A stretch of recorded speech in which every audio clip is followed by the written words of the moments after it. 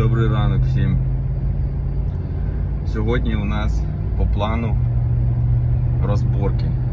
Це не просто поїхати на 40 минут десь зняти бампер, а це просто подорож через весь штат. Ми знаходимося зараз в городі Чарльстон, а будемо їхати в Спартанбург. В Спартанбургі ми вчора виграли одну машину. Їдемо її забирати. Це завжди якісь нові пригоди.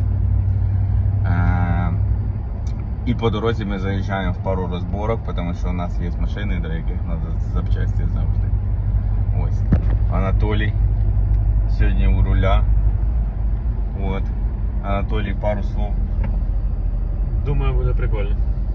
Да, по любасу, кожний раз щось цікаве відбувається з нами. Так що погнали.